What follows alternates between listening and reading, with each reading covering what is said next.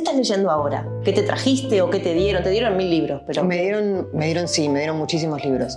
En este momento exacto estoy leyendo A pedazos de Hanif Kureishi.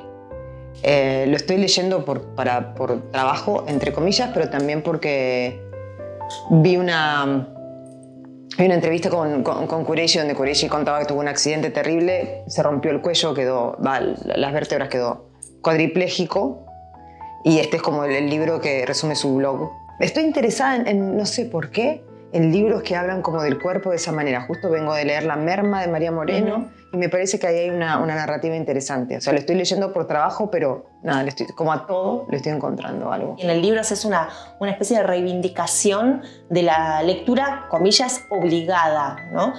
¿Por qué tiene como, en todo caso, mala fama y qué aspecto te parece a vos positivo de eso?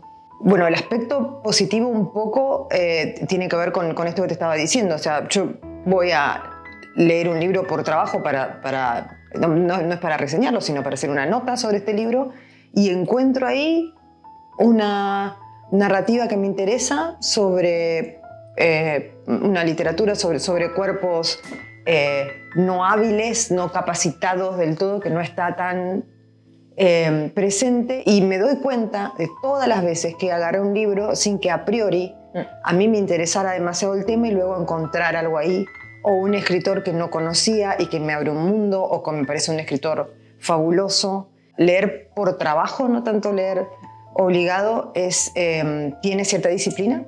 La lectura requiere cierta disciplina, o tenés que parar para leer, y además te lleva a lugares que habitualmente no irías, porque creo que, bueno, ahora lo decimos todo el tiempo por los algoritmos, pero las personas tenemos nuestro algoritmo. En general vamos hacia lo que nos gusta, sea porque nos gusta o porque tenemos prejuicios con lo otro.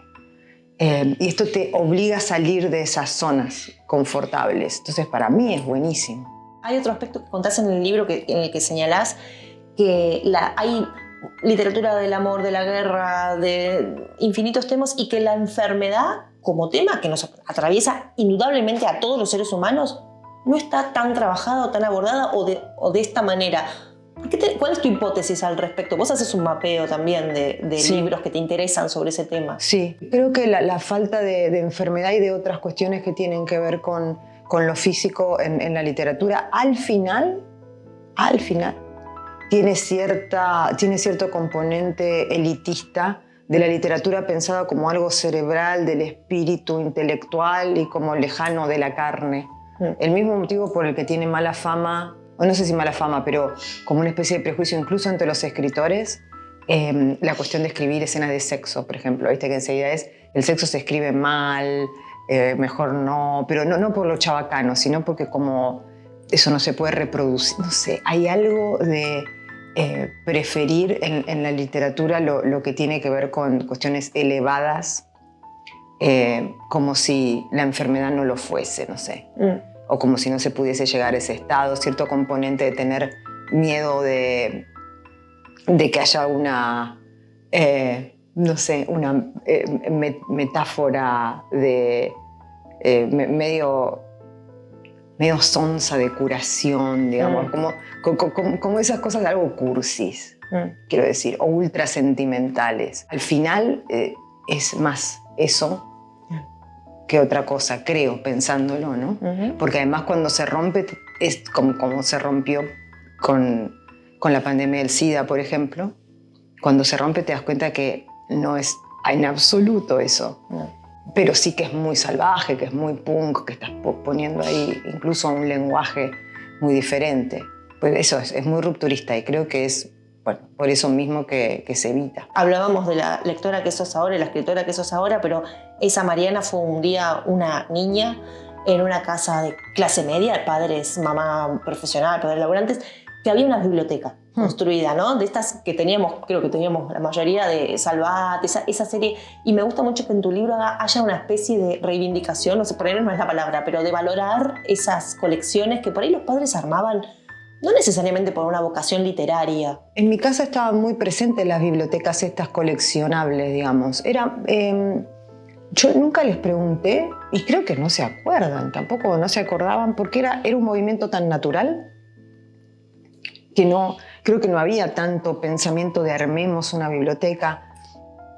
Eran muy accesibles los libros.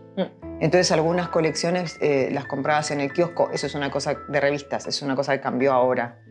A veces algunos diarios ofrecen algunas colecciones mucho más breves de algún autor o de algún tema en particular, pero no solo tiene que ver con que sea mucho más breve y otra curaduría y tal, sino que la gente ya no compra el diario en papel tanto. Yo tampoco, yo no compro hace años el diario en papel. Entonces es muy raro que vaya o que me suscriba a una colección y además a lo mejor quiero el libro en otra. Esta ya fue, por decirlo en términos muy concretos. Pero en ese momento había muchas. En mi casa estaba el Club Bruguera, Salvat, había incluso algunas más viejas, sobre todo de mi abuela, la casa de mi abuela también, que yo no lo nombro tanto en el libro porque la tengo menos presente, pero también era una cosa bastante vieja que tenía mucha literatura. Mi abuela era española y tenía mucha literatura, yo me acuerdo, Vicente Blasco Ibáñez, cosas así, claro, que no sé, es muy raro. Y no sé bien de dónde o de dónde había salido el impulso, pero ellos lo compraban y lo ponían y lo leían. Y estaba a tu alcance, vos podías acceder. Era la biblioteca de la casa. Entonces estaban ahí, una biblioteca grande, porque era un mueble grande, y yo los agarraba y los leía y nadie me... No había literatura para chicos en mi casa. O sea, si yo quería algún libro para chicos, veía algún chico, no sé, en la escuela, y veía un libro de la brujita, no sé qué, se los decía y me lo compraban, estaba todo bien, si podían comprarlo. Pero eso es lo que estaba a mi alcance.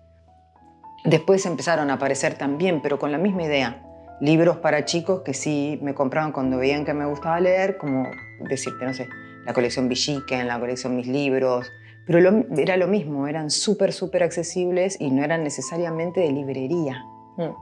Había otra mediación ahí. Hay una cosa muy interesante en el libro, en Archipiélago, que vos en algún momento tomaste la decisión de construirte como lectora, digamos, profesional, no sé cómo llamarlo. Sí. Que implicó un camino que te propusiste. Quiero decir, no eran lecturas aleatorias. Construiste un trabajo de leer. ¿En qué momento tomaste esa decisión? Yo creo que empecé a construir la cuestión lectora consciente, por decirlo de alguna manera, después de publicar mi primera novela. Porque era muy chica. Era muy chica, sí, tenía 21 años. O 20, 21. Porque pasó algo ahí que era... Yo había escrito un libro, me lo habían publicado, estaba en contacto con escritores y medio lanzada como ese mundo. Enseguida empecé a trabajar en un diario, sí como periodista principiante, pero también como la niña que tenía cierta pluma. Más o menos, o sea, medio niño prodigio que podía escribir, que era un coñazo, como dirían en España. Y lo que sentí fue así como una cuestión de inseguridad terrible, normal, porque tenía 21 años, es que no había leído nada. Entonces, en algunos casos, sobre todo con el tiempo, me empecé a dar cuenta que mucha de la gente que por ahí me bardeaba directamente porque no había leído, me preguntaba, qué sé yo, no me estaba bardeando, o sea, alguna no me estaba bardeando, sino que yo estaba muy paranoica, y otra sí era como medio punzante, medio mala.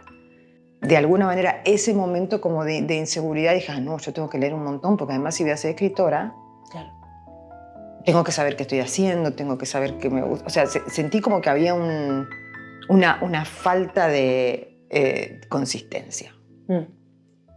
Sí, me iba a decidir a escribir, que todo no lo tenía muy decidido en ese momento. Entonces ahí empecé a leer con cierto método intuitivo, ¿no? Y salir un poco de lo que me gustaba por no sé, por olfato. Decía, esto, ¿no? Las cosas de colores.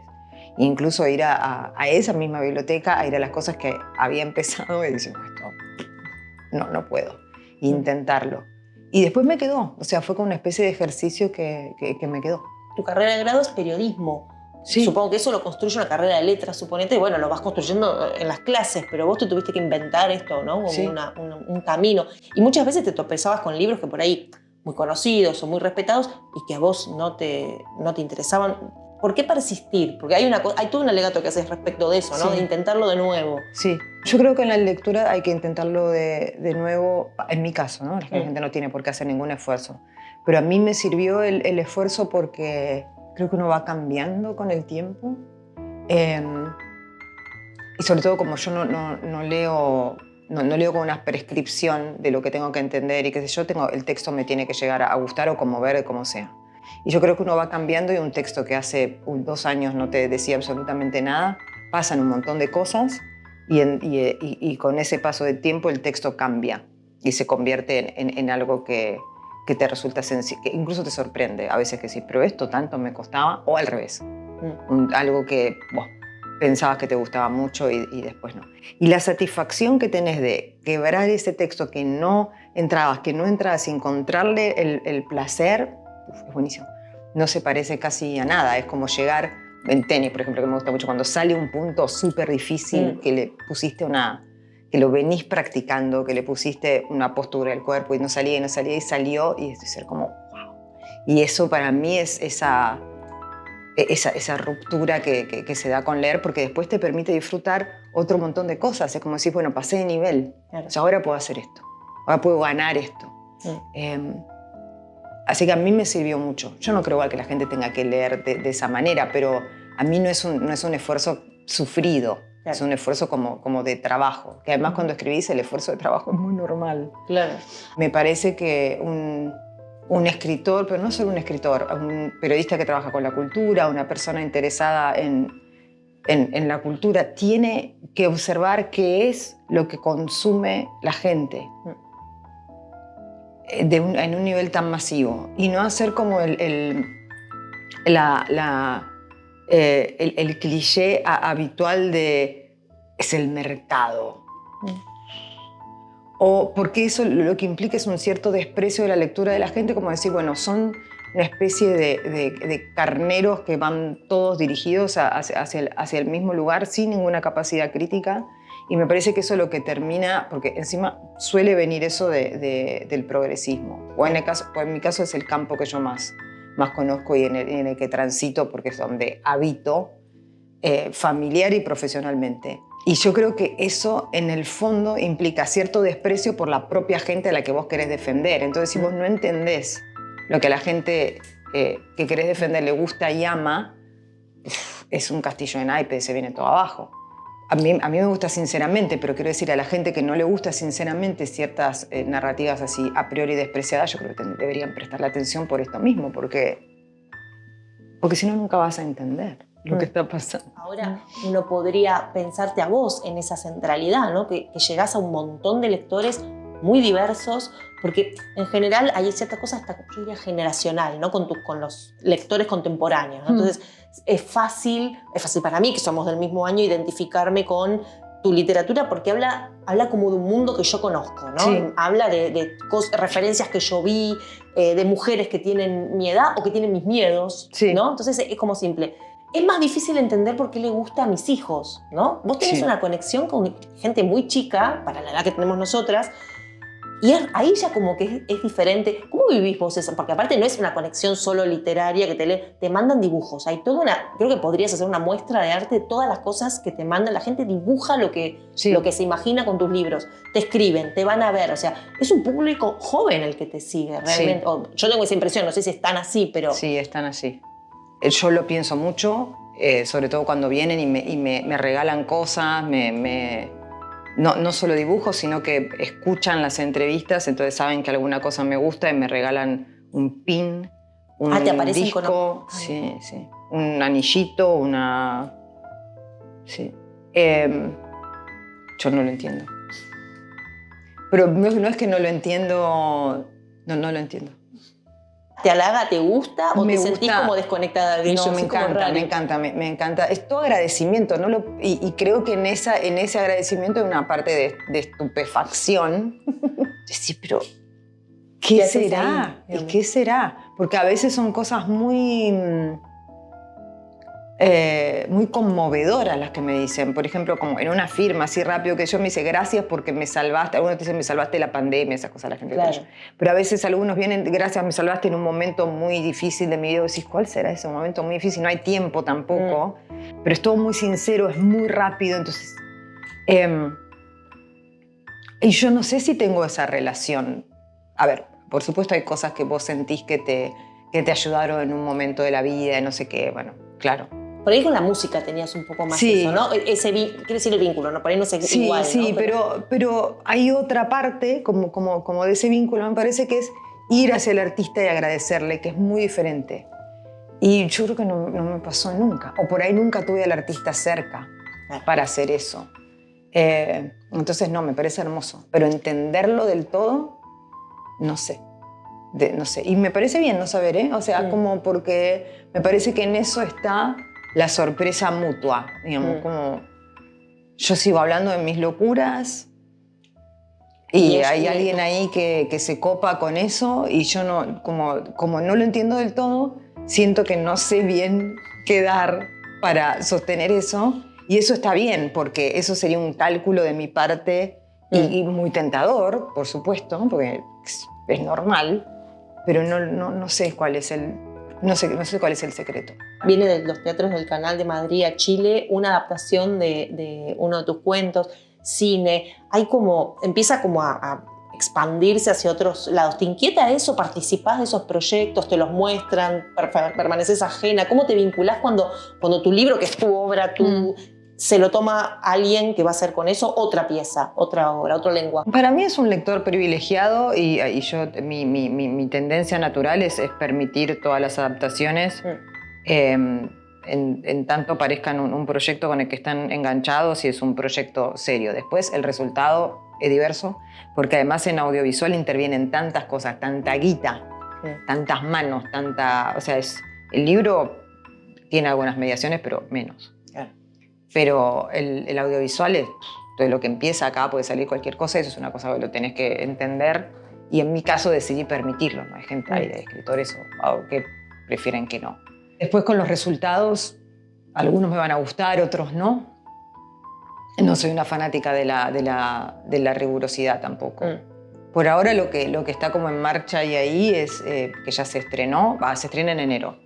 La Virgen de la Tosquera, que es la obra Casa B, con guión de Benjamín Neistat. Yo ahí no participé. ¿No participaste de nada? Leí el guión, nada más. Y cuando leí el guión dije, esto me parece, pero sin consecuencia. O sea, yo no tenía... No tenías posibilidad de veto, digamos. No. Me pidieron sugerencias, podrían no haberlo hecho. Buena onda. ¿Hiciste alguna sugerencia en particular o te pareció que estaba ok? No, hice alguna, pero no me acuerdo bien que tampoco hace mucho, porque son larguísimos los procesos, además. Yo no me acuerdo, creo que antes de la pandemia incluso, claro. O sea, una locura. La primera versión que vi fue terminada, pero sin efectos, sin los efectos que había que hacer en postproducción especiales, digamos, ¿no? Que tiene algunos. Y con el sonido, y no, o sea, como una versión terminada, salvo los retoques, los efectos, el color y cosas así. ¿Te pareció bien? ¿Te gustó? Y después está Pablo Larraín está editando una serie para Netflix de Mis Muertos Tristes. Que no puedo decir nada, pues Netflix está bajo 50 llaves. De eso todavía no vi nada, pero porque está trabajando él. En ese caso yo colaboré un poco más en el guión. No lo hice yo sola, es como una idea de Pablo, la que yo colaboré con otros guionistas, unos cuantos son. Y es muy distinto a los cuentos. No, porque reúne varios cuentos, no es el único. Claro, es eso, no es que es muy distinto. Son 3 cuentos ensamblados en una sola. Entonces, claro, para mí es muy distinto, pero después... Pero yo en eso confío mucho en Pablo. Me gusta mucho su trabajo, me gusta su mirada y creo además que es una persona seria y que está como preocupada por su trabajo, claro, por su trayectoria, por ponerle calidad a lo que hace. O sea, no... Entonces, ahí fue un poco, bueno, confiar en él y en el trabajo de la productora y eso estoy por verlo. No tengo particular nervios, quiero decir, tengo curiosidad. ¿Hay un proyecto en el que piensas que vas a trabajar o que ya estás trabajando o es un momento en el que como que buscas o pensás? No, tengo 2 o 3 más proyectos armados como, viste, diferentes documentos, esperando a que me siente a hacerlos. Así que bueno, el objetivo ahora es parar tiempo indeterminado y ponerme a trabajar porque necesito recargar un poco. Claro. Gracias, Mariana. De nada.